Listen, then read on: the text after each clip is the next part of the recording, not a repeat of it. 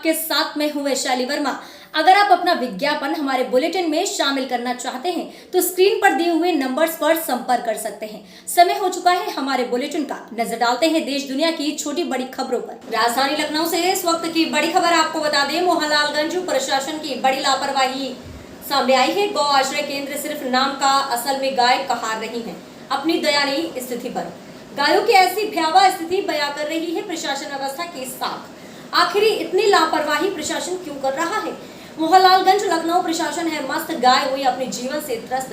जी हाँ, जहां एक तरफ सरकार गौ आश्रय केंद्र को लेकर चिंतित नजर आ रही है और हर प्रकार से गौ सुरक्षा के लिए वादे और इंतजाम कर रही है, जिससे ये साफ पता चलता है कि सरकार कितनी सजग दिख रही है गौ पशुओं के लिए, किंतु प्रशासन की लचक, प्रशासन व्यवस्था की कमी साफ देखी जा सकती है। जी हाँ, आपको बताते चले कि उत्तर प्रदेश की राजधानी लखनऊ मंडल के मोहनलालगंज विकास खंड के उतरावा गांव का है, जहां पर प्रशासन द्वारा गौ आश्रय केंद्र बनाया गया था और वहां के पशुओं को आश्रय दिया गया था। अतः गौतबा कागजी कार्यवाही में प्रशासन ने अपने ऊपर बैठे आका को गांव आश्रय ठीक ठाक होने का अनुमान बताया और पैसा पास करवा लिया, किंतु जब संवाददाता ने उस गांव के गौ आश्रय केंद्र पहुंचकर उस केंद्र का जायजा लिया तो वहां पर ना तो पशुओं को बैठने की सुनिश्चित व्यवस्था थी और ना ही उनके खाने के लिए उचित व्यवस्था। मोहनलालगंज प्रशासन की बड़ी लापरवाही आई सामने। गौ आश्रय केंद्र सिर्फ नाम का, असल में गाय कहा रही है अपनी दयनीय स्थिति पर। गायों की ऐसी भयावह स्थिति बयां कर रही है प्रशासन व्यवस्था की साख। आखिर इतना लापरवाह कैसे हो सकता है प्रशासन? मोहनलालगंज लखनऊ प्रशासन है मस्त, गाय हुई अपनी जीवन से त्रस्त। जी हाँ, जहाँ एक तरफ सरकार गौ आश्रय केंद्र को लेकर चिंतित नजर आ रही है और हर प्रकार से गौ सुरक्षा के लिए वादे और इंतजाम कर रही है, जिससे यह साफ पता चलता है कि सरकार कितनी भी सजग दिख रही हो गौ पशुओं के लिए, लेकिन प्रशासन की लचर, प्रशासन व्यवस्था की कमी साफ देखी जा सकती है। जी हाँ, आपको बताते चलेंगे उत्तर प्रदेश की राजधानी लखनऊ मंडल के मोहनलालगंज विकासखंड के उतरावा गांव का है, जहां पर प्रशासन द्वारा गौ आश्रय केंद्र बनाया गया और वहां के पशुओं को आश्रय दिया गया। अंततोगत्वा कागजी कार्रवाई में प्रशासन ने अपने ऊपर बैठे आका को गांव आश्रय ठीक ठाक होने का अनुमान बताया और पैसा पास करवा लिया गया। क्योंकि जब संवाददाता ने उस गांव के गौ आश्रय केंद्र पहुंचकर उस केंद्र का जायजा लिया तो वहां पर न तो पशुओं को बैठने की सुनिश्चित व्यवस्था थी और न ही उनके खाने के लिए उचित व्यवस्था। वहां पर गौ माता कह जाने वाली गाय भूख प्यास से व्याकुल दलदल के ढेर में अपने प्राण त्यागने के कगार पर लेटी नजर आई, जहां पर अधमरे गाय के शरीर को कुत्ते नोच नोच कर खा रहे थे। ऐसी भयावह घटना समक्ष रूप घट रही थी। संवाददाता के अनुसार उस आश्रय केंद्र पर न तो कोई कर्मचारी दिख रहा था और न ही कोई व्यवस्था थी। कईयों की संख्या में वहां पर उस गाय तड़फ रही थी, भूख प्यास से व्याकुल अपने प्राण को त्यागने के लिए छटपटा रही थी, जिससे यह साफ नजर आ रहा था कि जो सरकार द्वारा गौ आश्रय केंद्र खोलने का पैसा पास किया जाता है वह असल में प्रशासन के आला अधिकारियों द्वारा डका लिया जाता है, जिसमें प्रधान ग्राम विकास अधिकारी जैसे अधिकारी शामिल होते हैं, वे शाप दिख जाते हैं। जहां पर उत्तर प्रदेश के मुखिया योगी आदित्यनाथ द्वारा गाय हमारी माता है का नारा लगाते हुए गौ आश्रय के लिए तमाम योजनाएं लाई हैं, क्योंकि प्रशासन के आला अधिकारियों द्वारा सिर्फ पैसों का बंदर बांटकर कागजी कार्रवाई पूर्ति खाना कर दी जाती है, पर असल में गांवों के आश्रय केंद्र में गाय अपने जीवन से हाथ धोती हुई नजर आती है। यह सब गाँव के प्रधान ग्राम विकास अधिकारी से लेकर आला अधिकारी तक की मिली भगत से ऐसे कृत संभव हो पाते हैं। जब संवाददाता ने आला अधिकारियों से ऐसी भयावह स्थिति के विषय में रूबरू करवाया तो उन्होंने सिर्फ यह कहते हुए आश्वासन दे दिया कि सब ठीक है और हमारी निगरानी में सभी प्रकार की व्यवस्थाएं सुनिश्चित कराई जा रही हैं। आखिर यही व्यवस्था है प्रशासन की? आखिर कब तक प्रशासन अपनी कार्यशैली को बदनाम करता हुआ नजर आएगा, जिससे यह साफ जाहिर हो रहा है कि प्रशासन है मस्त, गाय हुई अपने जीवन से त्रस्त। ऐसा उत्तर प्रदेश के कई गाँवों में देखा जा सकता है, जहाँ पर गौ आश्रय केंद्र के नाम पर सिर्फ वहाँ गाय, अन्य पशु अपने जीवन के लिए तड़पते हुए नजर आएंगे। आखिर यह एक यक्ष प्रश्न उठता है सरकार के समक्ष कि आखिर प्रशासन की ऐसी घोर लापरवाही कब तक चलेगी? कब तक यूं ही गाय माँ का रूप कह जाने वाली गायों को अपनी जान की कुर्बानी देनी पड़ेगी? आखिर कब प्रशासन कुंभकर्ण की नींद से जागेगा? संवाददाता इरफान कुरैशी की रिपोर्ट लखनऊ से। गौ माता को देखो, ये करोड़ों अरबों रुपया आ रहा है इनके चारे और पानी का, उसको खा रहे ये सब लोग। एक भी कर्मचारी नहीं है। देखो ये मरी हुई मृतक गाय, जिंदी गाय है, ये जिंदी मरी हुई नहीं है। ये देखो आप, तड़प तड़प के मर रही है भूख और प्यास के लिए, पानी बिगर। और यहाँ आगे स्थिति देखी तो बाल्टियां भी टूटी हुई मिली है, खेड़ के अंदर से गायें उठाई है हमने हाथों से। ये देखो आप, ये देखो, ये देखो सड़ रही है बेचारी, पैर घिस रही है, कर्मचारी एक भी नहीं है। देखिए आप, देखो, ये देखो स्थिति। गणेश उत्सव से गाइडलाइंस हटाने क्रांति सेना का प्रदर्शन, कलेक्ट्रेट का घेराव करने पहुंचे कार्यकर्ता। आपको बता दें कि पुलिस के बीच भारी झूमाझटकी, छूट के आश्वासन पर आंदोलन समाप्त। कोरबा क्रांति सेना के कार्यकर्ताओं और पुलिस के बीच जमकर झूमाझटकी हुई। आपको बता दें कि कलेक्ट्रेट का घेराव करने के लिए आगे बढ़ रहे कार्यकर्ताओं को पुलिस ने रोका। पुलिस ने रोकने का प्रयास किया काफी कार्यकर्ताओं को। हालांकि पुलिस ने पहले से ही ट्रीने की बैरिकेड्स कर रखी थी। मौके पर उपस्थित तहसीलदार सुरेश साहू ने क्रांति सेना को गणेश उत्सव के लिए जारी किए गए गाइडलाइंस में आंशिक फेरबदल किए जाने का आश्वासन दिया है। तहसीलदार ने कहा है कि गणेश विसर्जन के दौरान बैंड बाजों के साथ प्रसाद वितरण की भी अनुमति दी जाएगी, तब कहीं जाकर प्रदर्शन समाप्त किए। क्रांति सेना के कार्यकर्ताओं और पुलिस के बीच जमकर झूमाझटकी हुई। कलेक्ट्रेट का घेराव करने आगे बढ़ रहे कार्यकर्ताओं को पुलिस ने रोकने का प्रयास किया। हालांकि पुलिस ने पहले से ही टीने की बैरिकेडिंग लगा रखी थी। मौके पर उपस्थित तहसीलदार सुरेश साहू ने क्रांति सेना को गणेश उत्सव के लिए जारी किए गाइडलाइन में आंशिक फेरबदल किए जाने का आश्वासन दिया। तहसीलदार ने कहा कि गणेश विसर्जन के दौरान बैंड बाजे के साथ प्रसाद वितरण की भी अनुमति दी जाएगी, तब कहीं जाकर प्रदर्शन समाप्त किया गया। हिंदू क्रांति सेना के आंदोलन के दौरान विवाद की स्थिति निर्मित हो गई। पुलिस आंदोलन समाप्त कराने के लिए दबाव बनाए कार्यकर्ताओं ने पथराव शुरू कर दिया। स्थिति काबू न करने पर पुलिस को थोड़ी सख्ती बरतनी पड़ी। गणेश उत्सव के लिए बनाए गए प्रशासनिक गाइडलाइन में संशोधन की मांग को लेकर हिंदू क्रांति सेना कलेक्ट्रेट का घेराव करने पहुंची। घेराव करने पहुंचे सदस्यों में 500 से अधिक लोग शामिल थे। पुलिस प्रशासन ने सुरक्षा की व्यापक व्यवस्था करते हुए कलेक्ट्रेट पहुंच मार्ग को बैरिकेडिंग लगाकर सामान आवागमन को बंद कर दिया। किंतु क्रांति सेना की मांग है कि उत्सव के दौरान प्रसाद वितरण की अनुमति दी जाए। विसर्जन में केवल 4 लोगों को शामिल होने के नियम में संशोधन करते हुए समिति के सभी लोगों को अनुमति दी जाए। क्रांति सेना का कहना है कि प्रशासनिक गाइडलाइन में कई खामियां हैं, जिसमें बदलाव की कुछ पॉइंट को लेकर मांग था ना 17, 20, 21, 22 संशोधन, लेकिन इसमें से कुछ संशोधन ऑलरेडी हो चुके हैं। जैसे कि 5 फीट से 8 फीट करने वाली बात थी, 5 फीट से 8 फीट का संशोधन हो चुका है। पंडाल 15 बाई 15 का लग जाएगा इनके लिए, उसका भी परमिशन है। उसमें लिखा हुआ है नियमानुसार पंडाल के सामने 500 वर्ग फीट तक का जगह भी इनको अवेलेबल किया गया। प्रसाद के लिए बोले थे कि ज़्यादा बैठा के भीड़ भाड़ न करें, तो प्रसाद लोग पैकेट में दे सकते हैं, उसके लिए भी हम लोगों ने बता दिया है। ध्वनि विस्तार यंत्र बजाने का परमिशन के लिए कुछ पेपर का सीजन हो गया सबकी वजह से, तो ध्वनि विस्तार यंत्र का अनुमति लेने के लिए उनको बताया, जिसको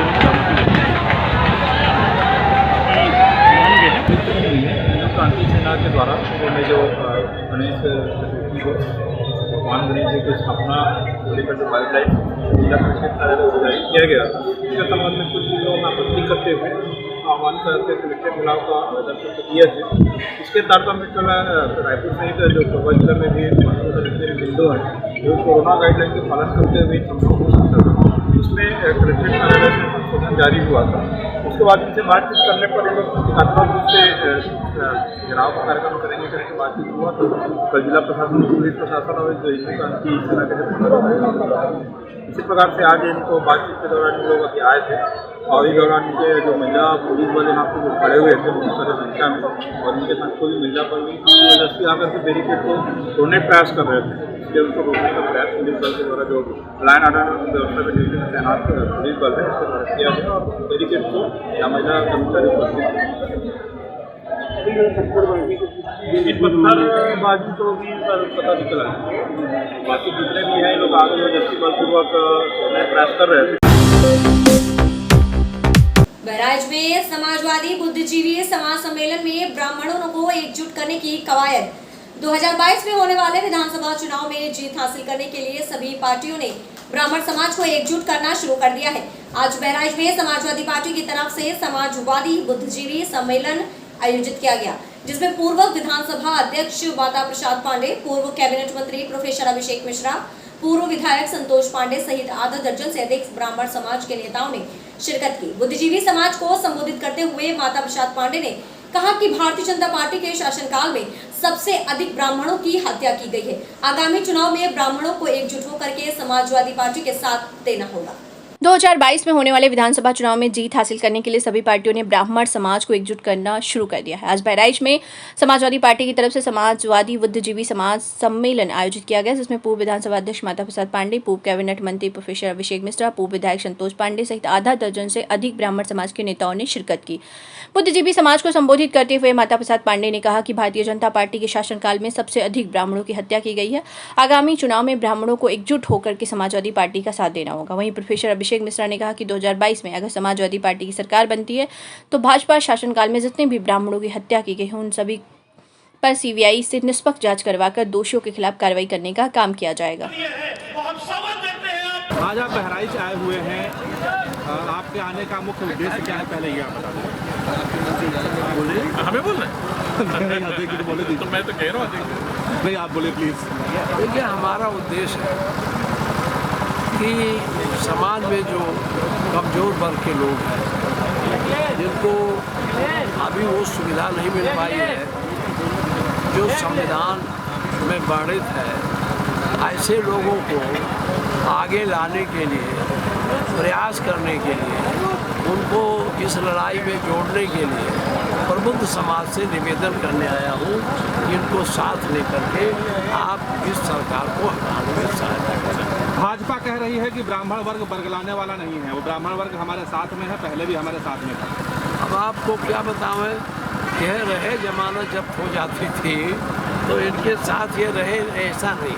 ब्राह्मण समझदार है, ब्राह्मण इस देश के जनता के मन का राजा है, वो जैसा चाहेगा वैसे इनको ले जाएगा, तो वो बरगलाएगा नहीं, वो सोच समझ के।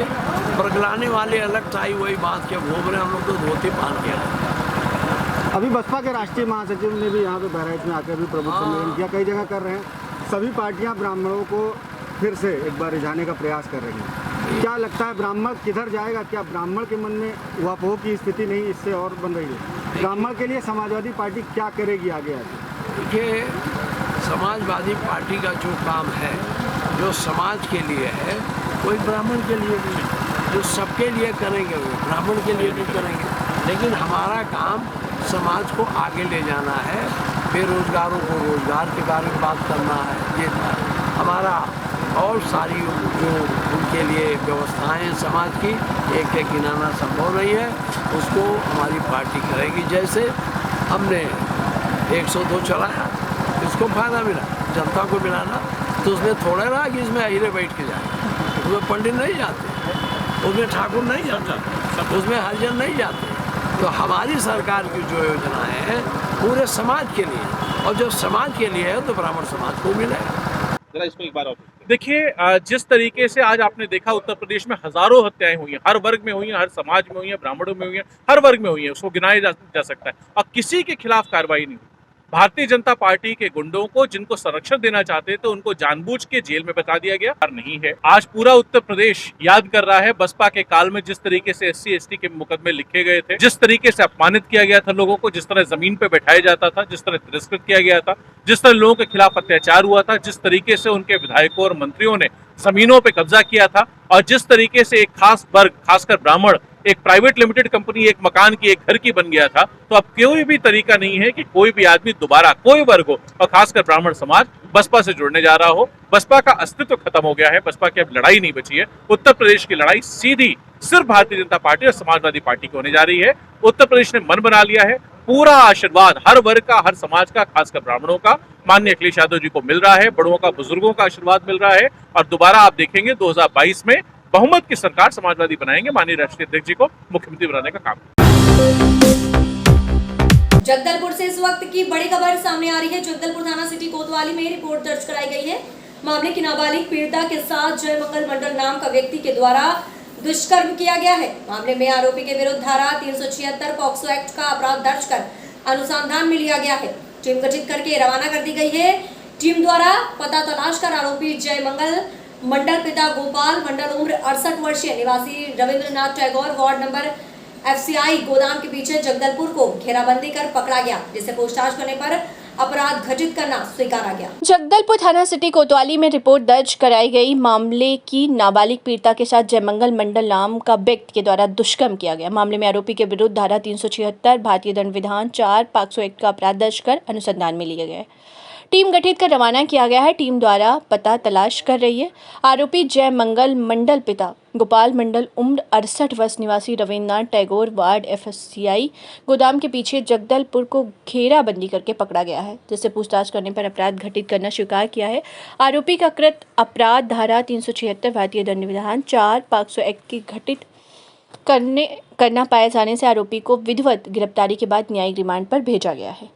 राजेश प्रसाद की रिपोर्ट। मामला थाना सिटी कोतवाली जगदलपुर क्षेत्र का है, जहां सूचना प्राप्त हुआ था कि इस मामले की जो पीड़िता है नाबालिग पीड़िता उसके साथ इस मामले के जो आरोपी हैं उनके द्वारा जो है जबरन जो है दुष्कर्म किया गया है। और इस मामले में पीड़िता के रिपोर्ट पर आरोपी जयमंगल मंडल के विरुद्ध में थाना कोतवाली में धारा 376 आईपीसी और 4 पॉक्सो एक्ट के तहत आपराधिक प्रकरण पंजीबद्ध किया गया है। और इस मामले में आरोपी की पहचान कार्यवाही कर जो है उसे गिरफ्तार आज किया गया है। पूछताछ पर अपना नाम जयमंगल मंडल निवासी नया मुंडा का होना बताया गया और पूछताछ करने पर इसके द्वारा अपराध घटित करना स्वीकार कर लिया गया है। मामले में आरोपी को गिरफ्तार कर न्यायिक रिमांड पर न्यायालय रवाना किया जा रहा है। फिलहाल मामला थाना कोतवाली के अंतर्गत विवेचनाधीन है। छत्तीसगढ़ से बड़ी खबर सामने आ रही है। धोखाधड़ी का दूसरा फरार आरोपी उड़ीसा से गिरफ्तार, तीसरे आरोपी की पता तलाश जारी है। आपको बता दें कि आरोपी का नाम प्रशांत कुमार सहानी, पिता चंद्रमणि सहानी, उम्र 41 वर्षीय, निवासी कुपापंडा, थाना जगन्नाथ प्रसाद, जिला गज्जाम, ओडिशा। प्रार्थी अवतार सिंह वेदांता बालको थाना उपस्थित आकर एक लिखित आवेदन पेश कर रिपोर्ट दर्ज कराई थी कि रुद्र माधव मोहंती बालको प्लांट में असिस्टेंट मैनेजर के पद पर जून से पदस्थ होकर कार्यरत था, जिसकी पदस्थापना बालको प्लांट में फाइनेंस डिपार्टमेंट में डिप्टी ट्रेजरी के पद पर इत्यादि कंपनी के निर्देशानुसार सभी कार्य करने के लिए नियुक्त किया गया था, जिसके द्वारा अपने वरिष्ठ अधिकारी का डिजिटली हस्ताक्षर कॉपी कर कुट रचित कर बैंक को मेल भेजकर भारत एल्युमिनियम कंपनी के अकाउंट से अपने व्यक्तिगत खाता एवं अपने रिश्तेदार मामा प्रशांत कुमार सहानी के खाते से 34,84,400 रुपए ट्रांसफर किया था, जिसके विरुद्ध थाना बालको नगर में धोखाधड़ी का अपराध पंजीबद्ध कर विवेचना में लिया गया था। धोखाधड़ी का दूसरा फरार आरोपी उड़ीसा से गिरफ्तार, तीसरे आरोपी की पता तलाश जारी। आरोपी का नाम प्रशांत कुमार साहनी, पिता चंद्रमणि साहनी, उम्र 41 वर्ष, निवासी कुपापंडा, थाना जगन्नाथ प्रसाद, जिला गंजाम, ओडिशा। दिनांक 15/6/2021 को प्रार्थी अवतार सिंह वेदांता बालको थाना उपस्थित होकर एक लिखित आवेदन पेश कर रिपोर्ट दर्ज कराई थी कि रुद्र माधव मोहंती ब्लॉक प्लांट में असिस्टेंट मैनेजर के पद पर जून 2016 से पदस्थ होकर कार्यरत था, जिसकी पदस्थापना बालको प्लांट में फाइनेंस डिपार्टमेंट में डिप्टी ट्रेजरी के पद पर day to day funding, fund transfer, investment इत्यादि कंपनी के निर्देशानुसार सभी कार्य करने के लिए नियुक्त किया गया था, जिसके द्वारा अपने वरिष्ठ अधिकारी का डिजिटली हस्ताक्षर कॉपी कर कूट रचित कर बैंक को मेल भेजकर भारत एल्युमिनियम कंपनी के अकाउंट से अपने व्यक्तिगत खाते एवं अपने रिश्तेदार मामा प्रशांत कुमार साहनी के खाते में 34,84,400 रुपए ट्रांसफर किया गया था, जिसके विरुद्ध थाना बालको नगर में धोखाधड़ी का अपराध पंजीबद्ध कर विवेचना में लिया गया था। पूर्व में मुख्य आरोपी रुद्र माधव मोहंती निवासी भलियाडीही, उड़ीसा को दिनांक 16/6/2021 को गिरफ्तार कर न्यायिक रिमांड पर जेल भेजा गया था। प्रकरण का दूसरा आरोपी प्रशांत कुमार साहनी अपने निवास से फरार हो गया था, जिसकी पता तलाश की जा रही थी। श्रीमान पुलिस अधीक्षक भोजराम पटेल, पुलिस अधीक्षक कीर्तन राठौर, नगर पुलिस अधीक्षक कोरबा योगेश कुमार साहू के दिशा निर्देश पर थाना प्रभारी निरीक्षक राकेश कुमार मिश्र के हमरा, उप निरीक्षक हेमंत पाटले, साउनी राजेंद्र राठौर, आरक्षक हरीश मारावी व अनिल साहू की विशेष टीम गठित कर फरार आरोपी गणों की गिरफ्तारी हेतु पार्टी उड़ीसा रवाना की गई। आरोपी प्रशांत साहनी को साइबर सेल कोरबा की मदद से ओडा गांव, जिला न्यायागढ़, उड़ीसा से विधिवत गिरफ्तार कर संबंधित न्यायालय से ट्रांजिट रिमांड प्राप्त कर थाना बालको नगर लाया गया है तथा दिनांक 7/9/2021 को माननीय न्यायालय पेश किया गया है। कोरबा जिला, छत्तीसगढ़ से विवेक साहू की रिपोर्ट।